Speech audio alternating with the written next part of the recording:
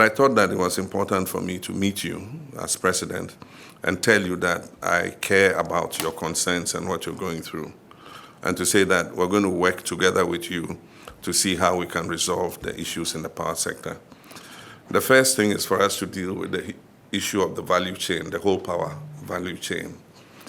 And that means that we must start from the downstream all the way upstream. There are issues to do with availability of gas, and so that's upstream, how we get the companies in that space to increase exploration and bring on more gas so that we eliminate the use of fossil fuels and achieve our dream of gas to power 100%, which will bring down the cost of generation. That's the first thing. And the next is to see how we can bring more efficiency in terms of your sector and the production of power so that we can pass on any benefits to the Ghanaian people. But obviously, the bull in a china shop is Electricity Company of Ghana, the sick man of the power sector. I mean, you can't run an electricity utility and make 40% commercial and technical losses and continue to think that you have a viable business. And so something must give in that sector. And that's why I've said that we are looking at introducing private sector participation.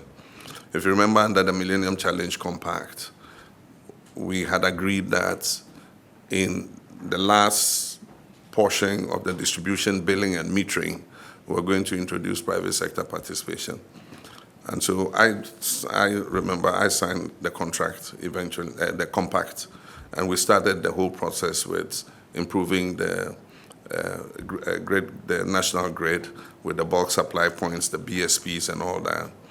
But there was also a component for private sector participation in billing and metering. And so the new government took over, and that's when the whole PDS saga happened. Even as irregular as PDS was and as inefficient as it was, I mean, when PDS came, you could see an increase in the revenue that was being collected.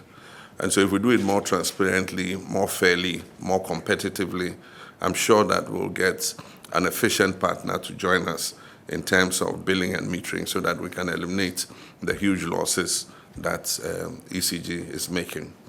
And so we're willing to take the bull by the horns and reform that sector of it, and also reform the governance in ECG so that it's running more efficiently than it does currently.